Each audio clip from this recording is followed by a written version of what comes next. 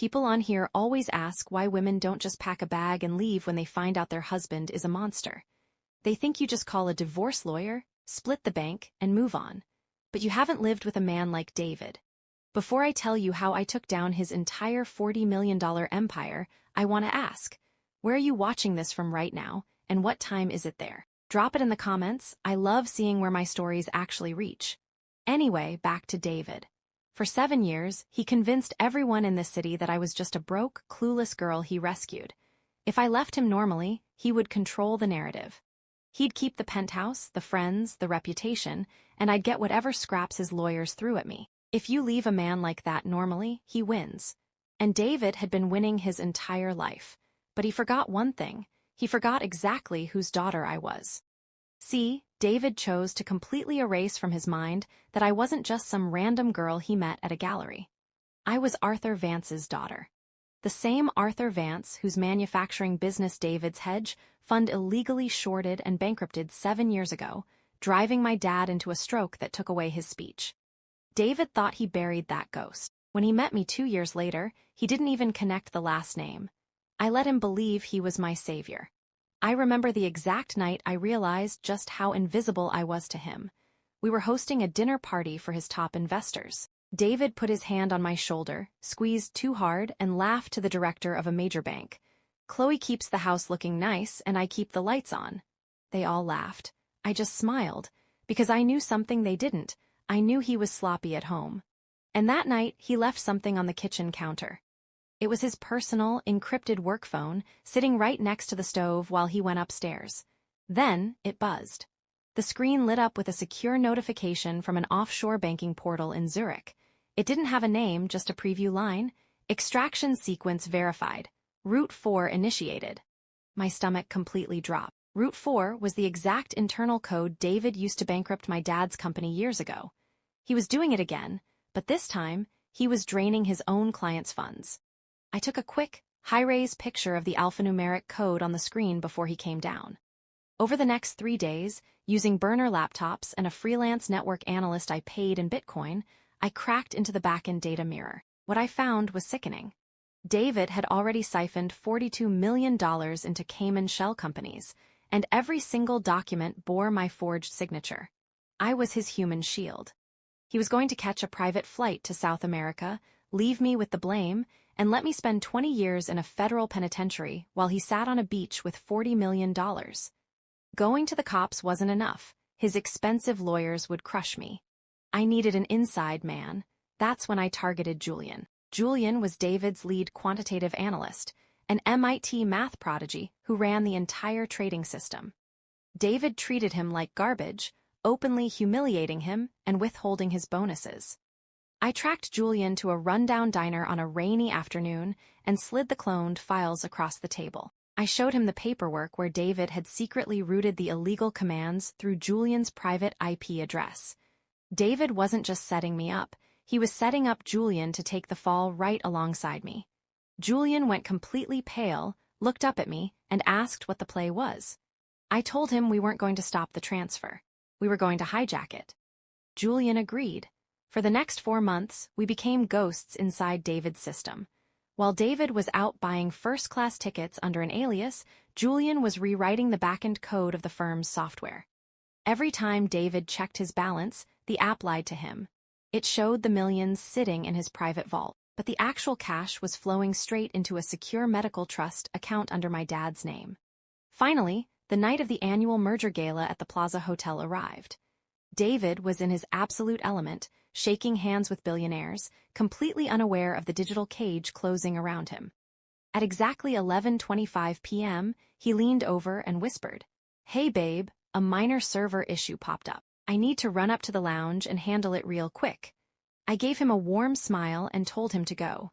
The second the elevator doors closed behind him, I pulled out my phone and texted Julian. "He's up." David walked into the dark executive lounge, brought up the master banking terminal, and hit confirm. The progress bar loaded to 100%. Transfer authorized. Account balance, 0.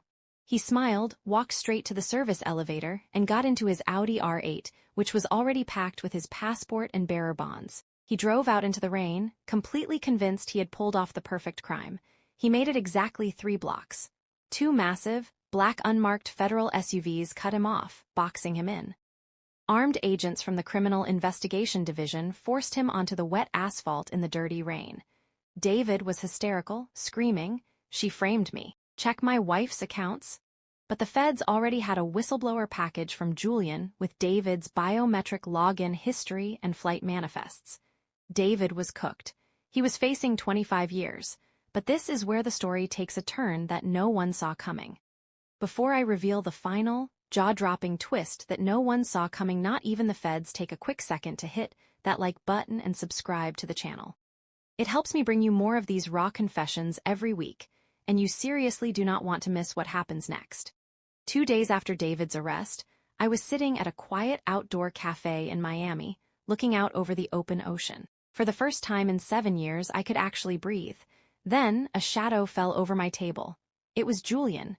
He was dressed in a brand-new, expensive designer suit, looking incredibly confident. He sat down across from me with a smug smile. "Well, Chloe, we pulled it off," he whispered. "David is cooked. The feds think I'm a hero for blowing the whistle, and they granted me full immunity." I nodded and congratulated him, but then Julian leaned in closer, his voice dropping. "There's just one little thing," he said. Julian whispered, "When I was rerouting that $42 million into your dad's trust, I took a little $3 million detour into a private account in my name. I did all the hard coding. I deserve a retirement fund, right? You don't mind sharing, do you?" I looked at his cocky smile and his expensive suit.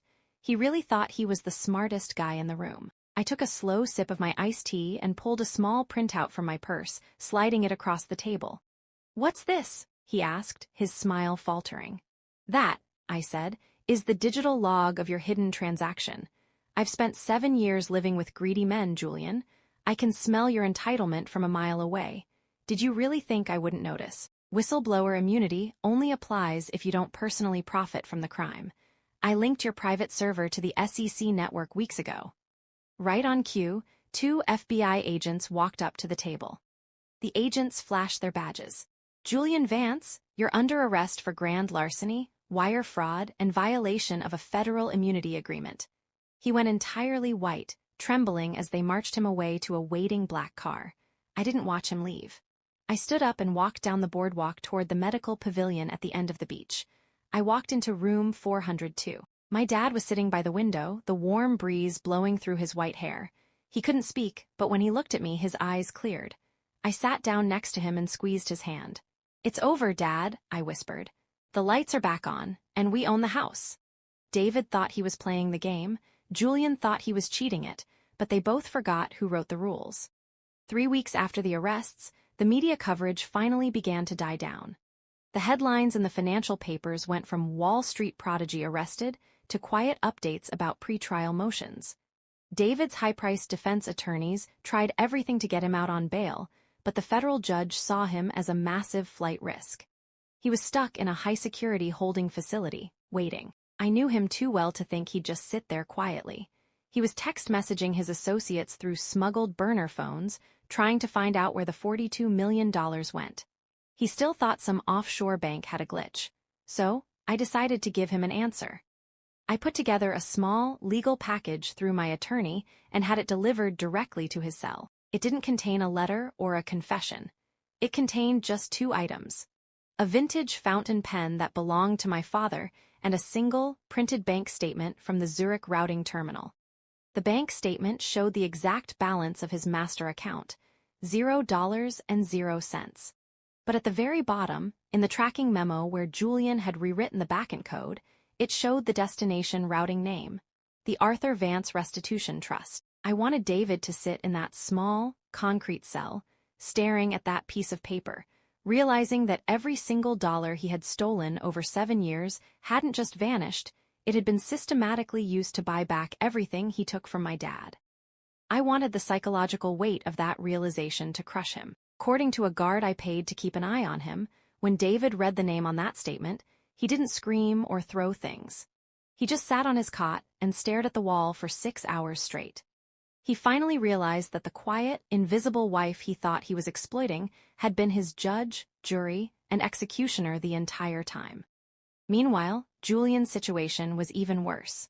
When you try to double-cross a federal immunity agreement, the Department of Justice handles you with absolute brutality.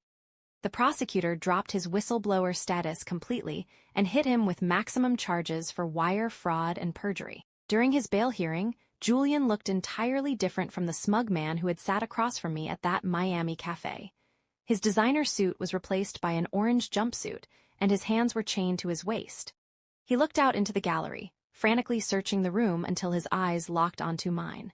I was sitting in the front row, wearing a simple black dress. I didn't look away. I didn't show anger, and I didn't show triumph. I just watched him. When the judge denied his bail and remanded him to custody, Julian started screaming my name, pointing at me, telling the guards I was the mastermind.